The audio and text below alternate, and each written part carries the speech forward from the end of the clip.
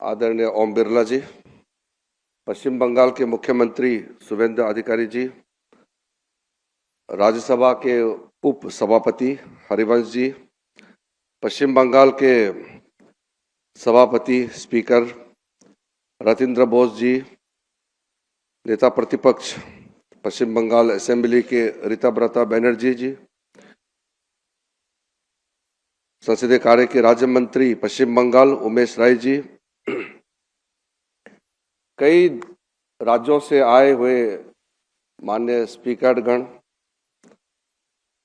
विशेष अतिथि, पश्चिम बंगाल में मंत्रीगण और विशेष करके जो चुने हुए नए विधायकगण, मुझे पश्चिम बंगाल के इस ओरिएंटेशन प्रोग्राम फॉर एमएलएस का 2 दिन कार्य के लिए आमंत्रित किया। मैं पश्चिम बंगाल के स्पीकर साहब रतिंद्र बोस जी को धन्यवाद देता हूं। आपने मुझे याद किया और आपके बीच में आने का मौका मिला। लोकसभा में हमारे स्पीकर साहब आपके बीच में है, वो अपना विचार को भी शेयर करेंगे और हमारे उप सभापति राज्यसभा ने भी आपको शेयर किए हैं। पार्लियामेंट का जो प्राइड होते हैं उसका मैंने देखा है काफी अच्छा काम होता है। वेस्ट बंगाल असेंबली के साथ तालमेल करके जो काम कर रहे हैं, मुझे लगता है कि 2 दिन का इस कार्यक्रम में वेस्ट बंगाल लेजिस्लेटिव असेंबली के जो नए एमएलएस हुए हैं उसका लाभ जरूर उठाएंगे।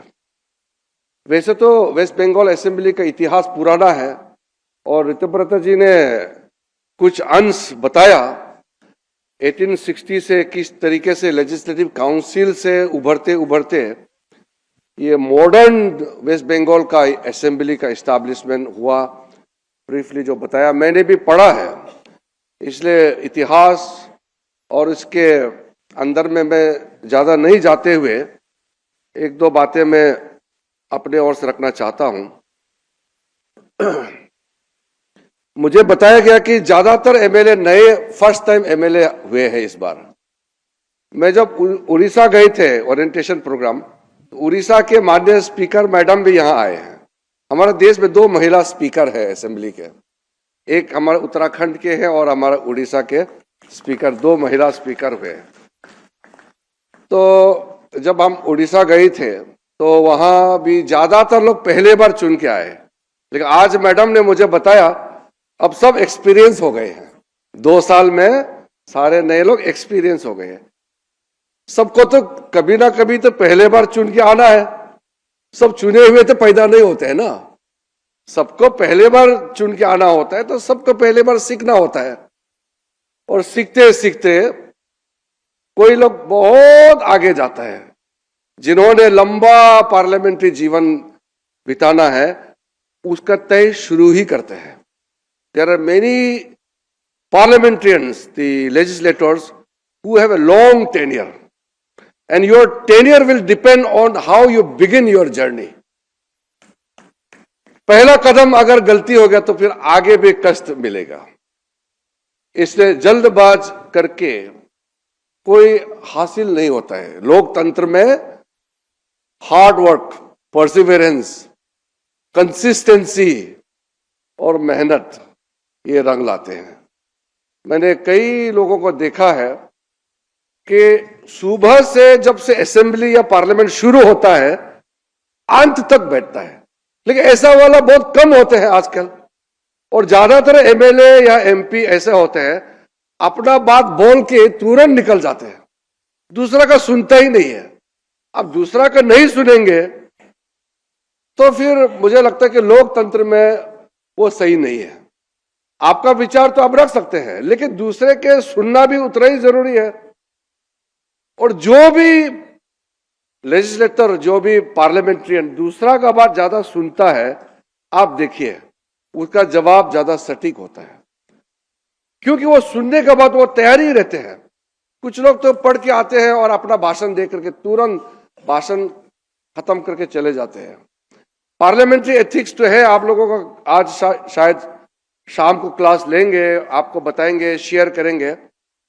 नियम होते हैं और सुबह सुबह बुलेटिन भी इशू करते हैं कि कैसे खड़ा करना है, कैसे बात करना है, पीठ नहीं दिखाना है पीठासीन की तरफ, और अपना भाषण दे करके तुरंत नहीं जाना है, आपके नेक्स्ट वाला का सुनना है।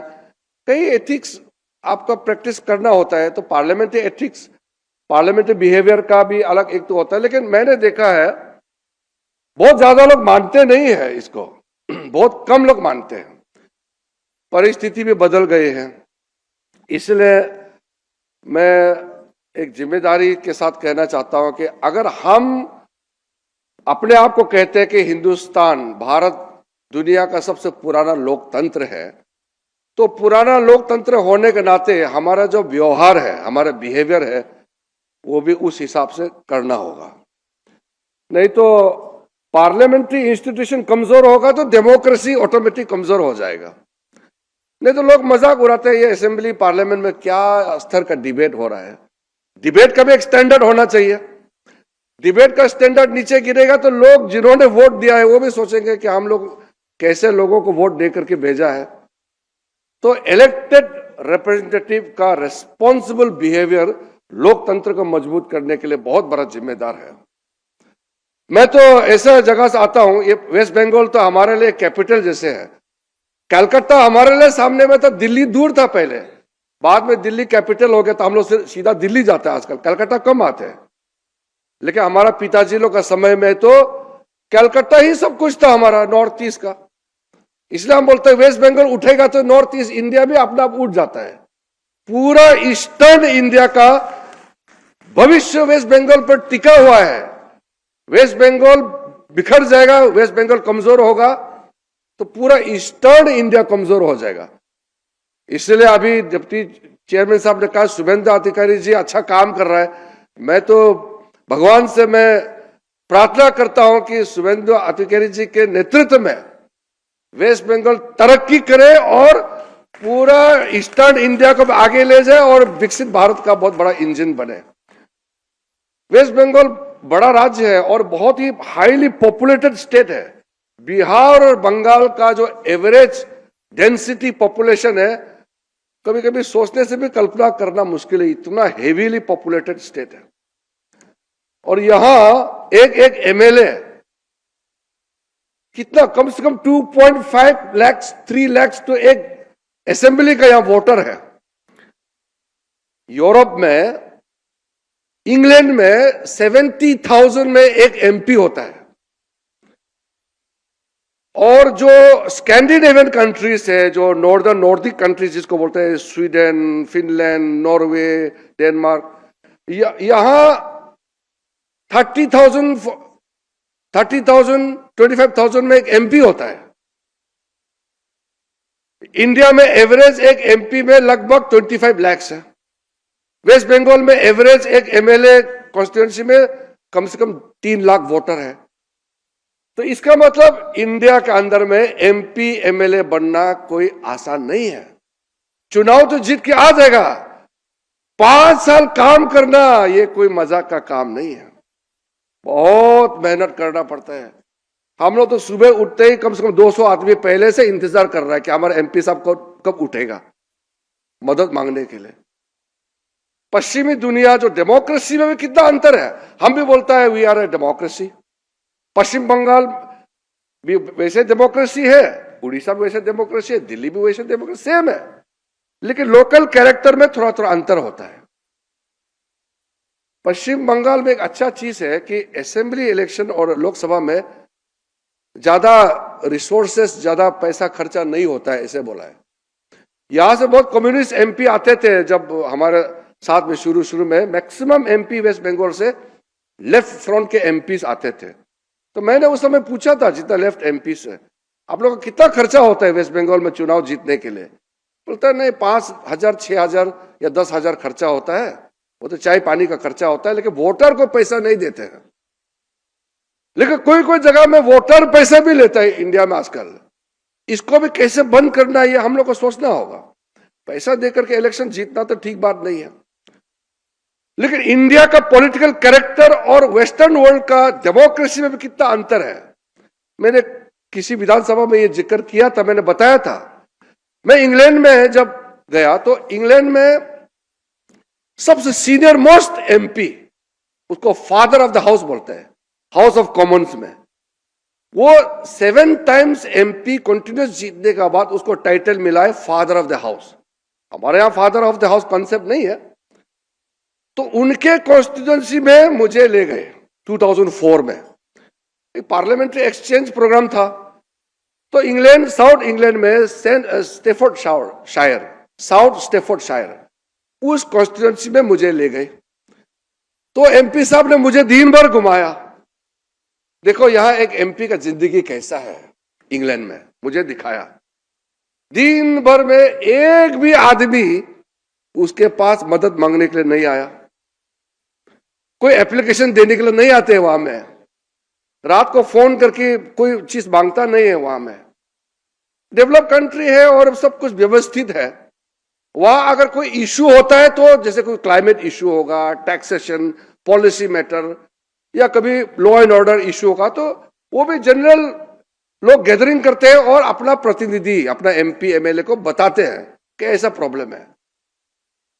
वैसे आदमी कम है एक कॉन्स्टिट्यूंसी में, ऊपर से कंप्लेन देने वाला कोई नहीं है। या हम लोग एक एमएलए का कॉन्स्टिट्यूंसी में 3 लाख आदमी, ऊपर से सुबह से शाम तक कंप्लेन देने वाला बहुत होते हैं, पानी का प्रॉब्लम मांगने के लिए, एजुकेशन का, हेल्थ का। कोई कोई जगह में तो आदमी मारपीट करके जेल जाता है, वो बेल निकालने का खर्चा भी एमपी दे दो बोलता है, एमएलए दे दो बोलता है।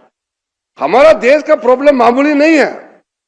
पश्चिम देशों में, इंग्लैंड वगैरह में या अमेरिका में, मैं तो बताता हूं, आपका इलेक्टेड रिप्रेजेंटेटिव का जिंदगी और भारत में इलेक्टेड रिप्रेजेंटेटिव का जिंदगी में जमीन और आसमान का फर्क है।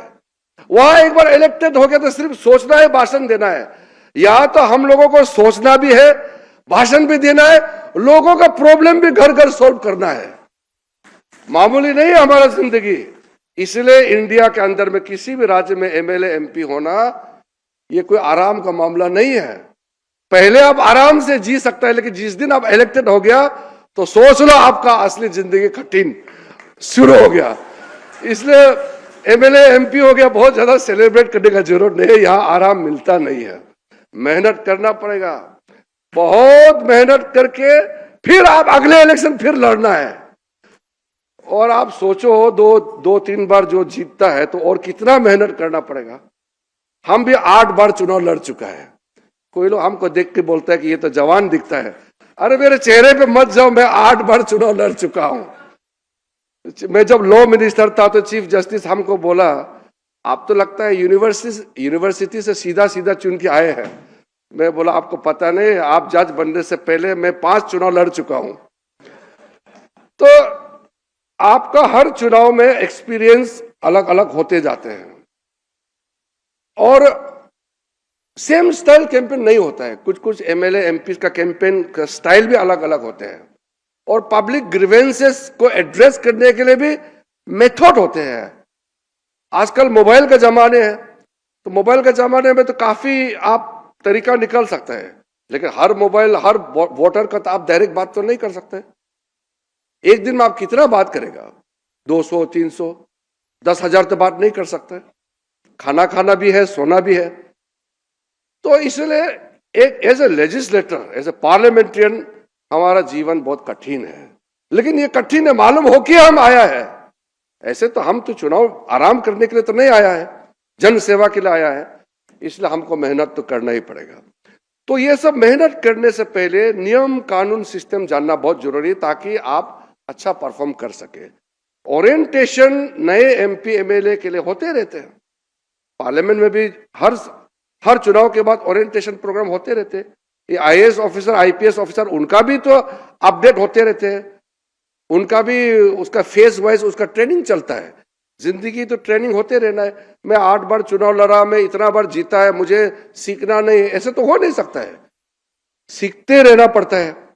लेकिन जिन्होंने आर्ट ऑफ लेजिस्लेशन सीख लिया तो असेंबली में उसका दबाव रहता है। ये प्रेमचंद्र देखो, हमारा ये इनके प्रेमचंद्र, ये हमारा रिवोल्यूशनरी सोशलिस्ट पार्टी के एमपी है, केरल से आया है। इनको बुलाया, अच्छा किया। ये अकेला आदमी है, इसके पार्टी का एक ही एमपी है, लेकिन ये पार्लियामेंट में ऐसा बिहेव करता है जैसे उसके पास 10 MP है, क्योंकि ये बहुत इफेक्टिव आदमी है, तो इसका बात सुनता है। स्पीकर भी मौका देते रहते हैं इसको। लोग सोचता है कि स्पीकर साहब और इसका मैच फिक्सिंग है क्या? मैच फिक्सिंग नहीं है, वो इफेक्टिव पार्लियामेंट्रियन है, इसलिए मौका मिलता है इसको। इसलिए दूसरे MP को भी सीखना है। मौका मिलना है तो बिहेवियर अच्छा होना होगा। जो अच्छा बिहेवियर नहीं होगा उसको स्पीकर पसंद नहीं करते हैं। तो ये हमारा वेस्ट बंगाल के स्पीकर साहब है, वो भी उसी को ज्यादा मौका देगा जो नियम से बोलेगा, सिस्टम से बोलेगा और तरीके से पेश आएगा। सिर्फ नाराबाजी लगाते रहेगा और गाला गाली करेगा तो उसको मौका ज्यादा नहीं मिलेगा। इसलिए मैं मानता हूं कि हम लोगों के ऊपर में बहुत बड़ा जिम्मेदारी है। नया असेंबली बनने के साथ साथ स्पीकर साहब कांटेक्ट किया मेरे मिनिस्ट्री से। हमने नेशनल ई विधान एप्लीकेशन का ऑलरेडी इनका MOU साइन कराया है। उस दिन मेरे ऑफिस में दिल्ली में मीटिंग हुआ। हमारा मुख्यमंत्री शुभेंदु अधिकारी जी भी यहाँ ऑनलाइन जुड़े, मैं था, हमारे सामने में साइन किया। तो मैं आपको वादा करता हूं, स्पीकर साहब नहीं है लेकिन बहुत एक्टिव है। विद इन नेक्स्ट 3-4 मंथ्स के अंदर में वेस्ट बंगाल असेंबली 100% डिजिटल हो जाएगा। हमने फर्स्ट फेज पैसा भी रिलीज कर दिया है और 1 नेशन 1 एप्लीकेशन का इस प्रिंसिपल को लेकर के हमारा जो ई गवर्नेंस का स्ट्रक्चर को ठीक करने के लिए प्राइम मिनिस्टर नरेंद्र मोदी जी ने 1 नेशन 1 एप्लीकेशन, ये पूरा देश भर के जितने असेंबलीज है और लेजिस्लेटिव काउंसिल्स है उसको एक प्लेटफॉर्म में लाने के लिए ये नेशनल ई विधान एप्लीकेशन का कार्यक्रम शुरू किया। तो इसमें वेस्ट बंगाल असेंबली कॉन्स्टिट्यूट होते ही जुड़ गया और इम्प्लीमेंटेशन का प्रोसेस भी शुरू हो गया। मेरा ऑफिस का मिनिस्ट्री का ऑफिशियल टीम को भी हम भेजेंगे और पूरा आपका मैन पावर सब कुछ हम समर्थन देंगे। वेस्ट बंगाल असेंबली इतना पुराना असेंबली है, ये अच्छा से चले उसके लिए हम लोग जितना भी मदद भारत सरकार और पार्लियामेंट्री अफेयर्स मिनिस्ट्री से जो मदद होगा हम देंगे। और बाकी तो हमारा पार्लियामेंट की ओर से स्पीकर साहब और डिप्टी चेयरमैन तो यहाँ बैठे हुए हैं, इसलिए कोई फिक्र करने का नहीं है। मैं और ज्यादा नियम नीति के बारे में बात नहीं करूंगा अभी, क्योंकि ये इनॉग्रल सेशन है। जब टेक्निकल सेशन होगा तो उसमें काफी हमारा जो अलग अलग असेंबली का स्पीकर सब यहाँ आए हुए हैं वो अपना एक्सपीरियंस साझा करेंगे आपके साथ में, और बाकी एक्सपर्ट्स लोग भी आए हैं। इसलिए मैं फिर से मुझे यहाँ बुलाने पर मैं आभारी प्रकट करना चाहता हूँ और उम्मीद जताना चाहता हूँ कि ये 2 दिन का ओरिएंटेशन प्रोग्राम हमारा पश्चिम बंगाल के नए चुने हुए MLAs के लिए बहुत लाभदायक होगा। और आपका डिजिटल पूरा होने के बाद हर MLA के हाथ में सारा असेंबली का इंफॉर्मेशन एक क्लिक, कोई बिल है, कोई बिजनेस है, क्वेश्चन है, सारा चीज आपको कुछ तकलीफ करना नहीं होगा, एक बटन दबाने से आपका हाथ में अवेलेबल हो जाएगा।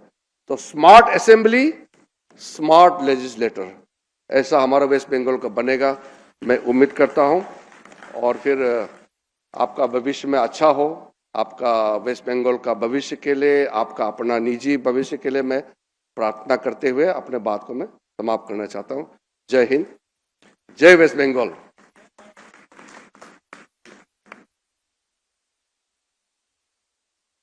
Thank you so much, sir, particularly for showing us the vision of